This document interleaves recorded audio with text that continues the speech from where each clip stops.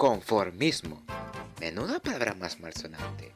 ¿Quién quiere limitarse? Decir que ya vale y le basta que su vida sea un progreso adecuadamente. No, el arte nos ha educado para que aspiremos, para que queramos ser más, romper moldes. Y entre estas elecciones destaca una asociación, un club secreto en el que un grupo de personas se reúnen para rebelarse contra las normas establecidas y vivir bajo sus propias reglas. El Club de la Lucha es una de esas obras, ya saben, las que inspiran a la gente, que están plagadas de citas para que pongan en sus páginas de Facebook, y que tienen una legión de fans que aseguran que es lo mejor que ha pasado desde la pornografía gratuita. Aunque su adaptación al cine no fue tan bien recibida en su momento, los críticos discutieron su calidad declarando que era más bien superficial y brusca. De hecho, en los Estados Unidos recaudó $37 millones, poco más de la mitad de su presupuesto. Pero hoy es hoy, la gente adora el Club de la Lucha y... ¿cómo no hacerlo? Es una obra con carisma, que tiene su estilo. Pero además de eso está bien llevada. Tiene misterios, sabe entretener. Es lo que se podría decir un producto redondo. No, miento. Es más que un producto redondo. Tiene rabia, pidis, que como su público lleva mucho tiempo almacenando y quiere soltar. Antes de que la economía se fuera al diablo, la gente ya padecía de una crisis, solo que de identidad. Eran otros tiempos para los primermundistas. Lejos quedaban las guerras mundiales y el resto del mundo se deshacía entre guerras civiles, dictaduras y colonialismo. Y como de pronto la gente no tenía problemas naturales, empezó a pensar en qué problemas filosóficos les asaltaban. El protagonista del Club de la Lucha es una de esas personas. No tiene nombre porque puede ser cualquiera de nosotros. De hecho, lo más parecido que tiene a uno es Jack, que suena neutro y genérico, o al menos así es en el caso de la película. Trabaja en una oficina de perito, lo cual no es ningún trabajo excepcional. Tiene tiempo libre, pero no aspiraciones, así que convierte el consumismo en su lista de objetivos, y cuando lo tiene todo, y tiene la casa de sus sueños, empieza a perder la cabeza. Necesita una nueva meta, algo que le mantenga en movimiento. ¿Pero qué? Es demasiado mayor como para unirse a la contracultura, y su vida está demasiado establecida como para que le mande toda la basura. Se ha criado en un entorno seguro y establecido.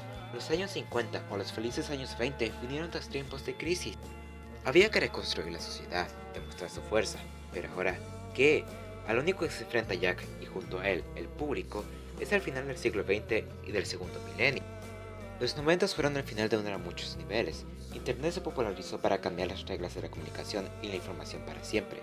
Los cómics tomaron las ideas de Watchmen y buscaron la madurez a través de la violencia. El grunge cristalizó la agonía de millones de adolescentes que no sabían qué lugar ocupaban en un mundo cambiante. Y en el cine, American Beauty o Matrix mostraban a una sociedad insatisfecha y una paranoia emergente hacia la tecnología que evolucionaba a toda velocidad.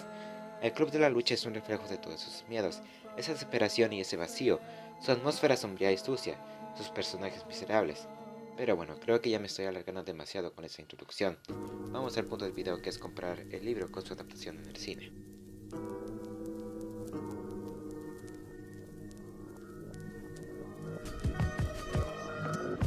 En primer lugar, no voy a ser tan cafapostoso de soltar el clásico y automático. Es mucho mejor que el libro, porque no siempre es así. Hay que saber valorar cada obra en el medio en el que se ha desarrollado, y a menudo lo que se pierde en narrativa se gana en el terreno visual, y el resultado puede ser casi al nivel de la obra original. Véanse ejemplos de la talla de The Road.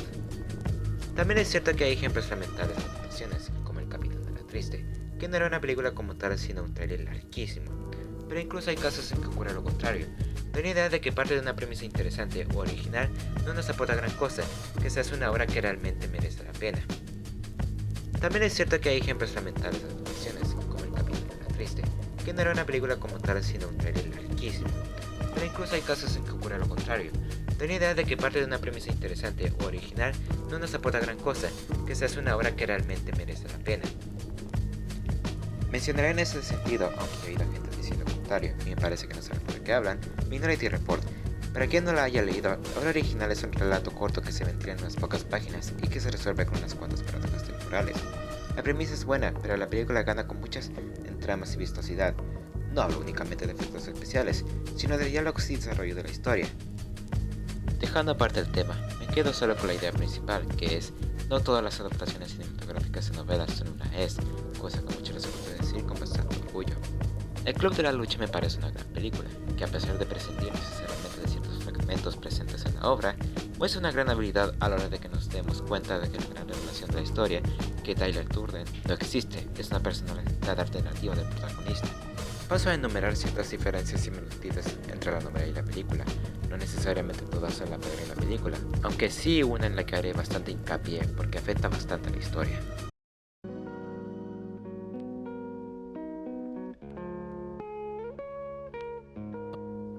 El estilo narrativo de la novela es muy dinámico, casi vertiginoso en algunas partes. La historia es narrada en todo momento en primera persona, desde el punto de vista del protagonista, digamos que desde su personalidad moderada. Habría sido imposible reflejar ese estilo en las películas sin un narrador en primera persona con la voz en off de Edward Norton, y es un acierto que así lo hayan hecho. Y aunque es lógico, no deja de tener mérito teniendo en cuenta que muchos directores parecen tener miedo a observar a los narradores y a los pensamientos en off. No consigue estar en ese sentido a la altura del libro, que a medida que avanza va rememorizando en frases anteriores de la historia, tomando en muchos casos nuevos significados en el nuevo contexto. A medida que nos acercamos al final de la novela, hay muy pocos momentos que no sean gloriosos desde el punto de vista literario. En la película lo han conseguido reproducir con un éxito limitado, pero como decía, se ha dado un tratamiento igualmente dinámico al aspecto visual, logrando paliar en un cierto modo esa carencia narrativa. Hace unos momentos mencioné que en la novela el protagonista no tiene nombre, mientras que en la película el prota parece referirse a sí mismo como Jack, a partir de que menciona los artículos periodísticos en los que los órganos hablan en primera persona.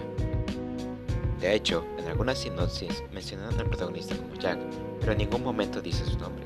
Posiblemente en realidad Jack es un recurso similar a John Doe, que es la versión anglosajona de fulanito, es decir, nadie sin nombre.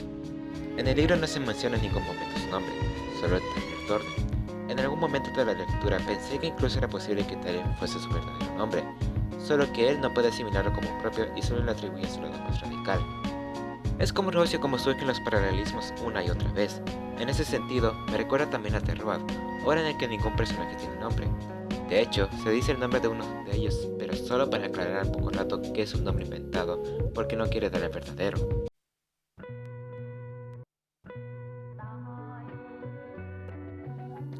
Aquí es donde sale una brecha, claramente por cuestiones estéticas, pero es un cambio significativo que, en cierto modo, según se mire, puede echar a perder a todo el sentido de la obra. En la novela jamás se describe a ninguno de los personajes principales. En la película vemos a Edward Norton enratonado con su traje gris y su aspecto abocado, y a Brad Pitt fresquísimo, cachas, con ropa y peinados super chulis. En la novela la diferencia es puramente psicológica. Tyler Durden tiene más iniciativa y una filosofía nihilista destructiva radical, comparada con el carácter sosegado y zen de su personalidad principal. Aquí va la cuestión. Vale que sea una creación psicótica y no una persona real, pero si es un tipo que va predicando la anarquía, la autodestrucción, el anticonsumismo y otras ideas similares, ¿por qué lleva ropa y un peinado tan cool? Si dice que no hay que caer en los modelos estéticos que marca la publicidad, ¿por qué ponen a alguien tan guapo como Brad Pitt? Que además hace un gran trabajo como actor, eso no se lo cuestiono jamás. Es decir, si Tyler Durden es una proyección de la mente del propio protagonista que se manifiesta más o menos cuando y como le da la gana, ¿no sería más lógico que apareciese ante su personalidad principal como que quiere que se le vea? Más anódido del aspecto, menos cuidado, pero con carisma. Tal vez una mejor elección hubiese sido un actor que incluso se pareciese un poco más a Norton y con un estilismo menos glamuroso y más oscuro. Durante casi toda la novela, el protagonista lleva una herida en la mejilla que no se le cura, que describe como un ojete, a través del cual se puede meter un dedo. Se convierte en una seña de identidad del personaje, aunque francamente agradezco que no lo hayan metido en la película porque podía parecer bastante desagradable. Hacia el final, los otros miembros del club de la lucha que intentan desmantelar le dan una serie de palizas en el recurso de las cuales le abren la herida hasta comunicar con la boca.